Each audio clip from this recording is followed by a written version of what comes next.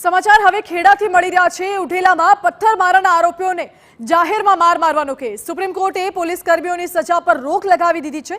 નવા આદેશ સુધી પોલીસ કર્મીઓની સજા પર સુપ્રીમ કોર્ટે બ્રેક મારી દીધી છે।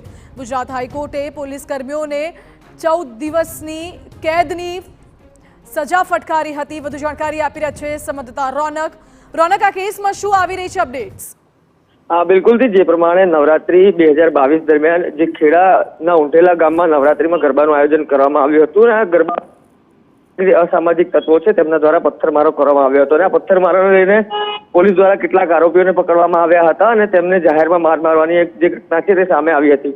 સમગ્ર ઘટનામાં જે ગુજરાત હાઈકોર્ટ છે તેમાં કન્ટેમ્પ્ટ ઓફ કોર્ટની અરજી કરવામાં આવી હતી અને આ અરજી પર જે સુનાવણીઓ છે તે હાથ ધરાયા બાદ ગુજરાત હાઈકોર્ટે જે પોલીસ કર્મીઓ છે તેમને સજા ફટકારી હતી અને ગુજરાત હાઈકોર્ટની આ સજા સામે તેમણે સુપ્રીમ કોર્ટમાં અપીલ કરી હતી।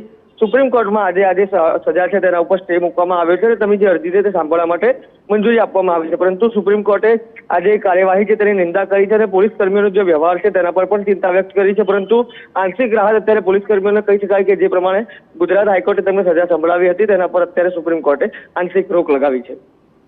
જી રોનક, આભાર આપનો। એટલે ગુજરાત હાઈકોર્ટે જે સજા સંભળાવી હતી તેના ઉપર સુપ્રીમ કોર્ટે અત્યારે રોક લગાવી છે।